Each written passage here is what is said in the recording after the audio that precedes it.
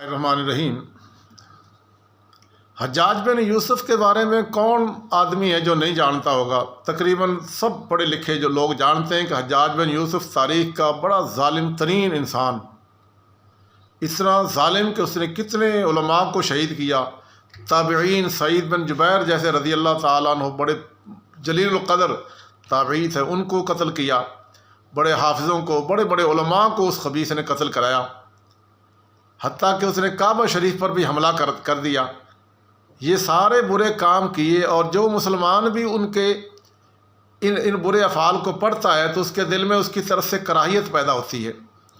لیکن ایک مرتبہ ایک شخص نے حضرت عبداللہ ابن عمر رضی اللہ تعالیٰ عنہما کے سامنے حجاج بن یوسف کی کوئی برائی شروع کر دی۔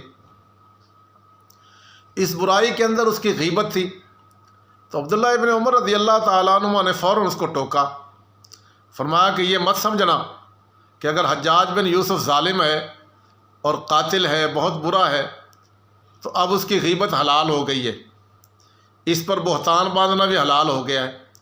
یاد رکھو، جب اللہ تعالیٰ قیامت کے دن حجاج بن یوسف سے اس کے ناحق قتل اور اس کے ظلم اور خون کا بدلہ اسے لیں گے نا، تو اس کے ساتھ ہی پھر تمہیں بھی پکڑ لیا جائے گا کہ ادھر آؤ، تم اس کی غیبت کیوں کرتے تھے؟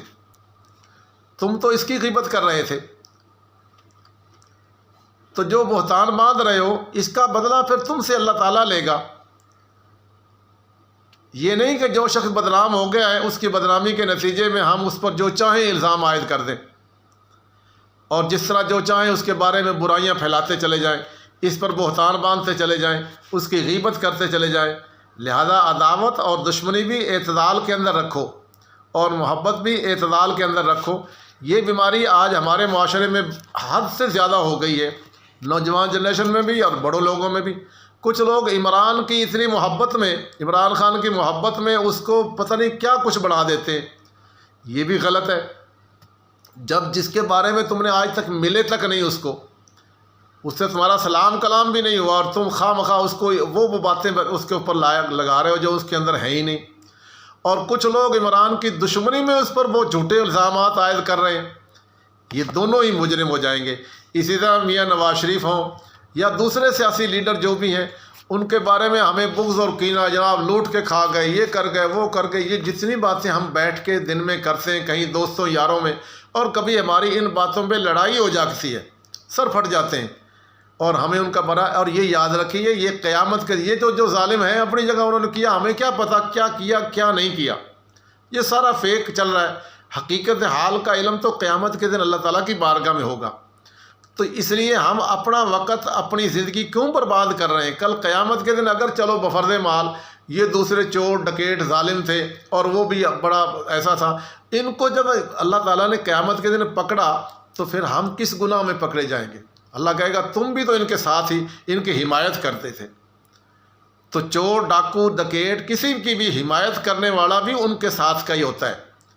تو یاد رکھیے، بلا وجہ جب تک ہمیں اس کا پتہ ہی نہیں ہے، اس لیے اپنے آپ کو بچانا چاہیے۔ اپنی زبان کو، اپنے وقت کو اللہ کی یاد میں لگائیں، کسی مثبت سوچ پہ لگائیں، مثبت کام میں لگائیں۔ اپنے ان اوقات کو کیوں ان کی برائیوں میں اور کیوں ان کی اچھائیوں میں، جن کا نہ ان کا ہمیں پتہ، اچھائی کا پتہ نہ ان کی برائی کا پتہ، ہم صرف پڑھ کے اخبار کے اوپر یا فیس بک پہ یا یوٹیوب پہ ان کی جناب یہ سنی، اور ان کو کسی کو گالیاں نکال رہے ہیں، کسی کو حاجی نمازی، کسی کو کتب وقت بنا رہے ہیں، کسی کو کچھ بنا رہے ہیں۔ یہ سب واہیات ہیں۔ قیامت کے دن آپ سے ان باتوں کے بارے میں سوال ہوگا۔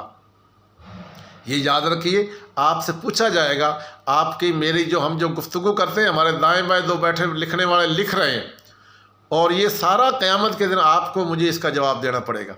اور جب جھوٹ ثابت ہوا تو پھر اعلان ہوگا کہ فلاں بندہ جو ہے نا یہ جھوٹا تھا، اس نے یہ باتیں ساری ایسی کی۔ اس وقت ساری دنیا دیکھ رہی ہوگی اور آپ پکڑے کھڑے ہوں گے، میں پکڑا کھڑا ہوں گا۔ تو کیا ضرورت ہے؟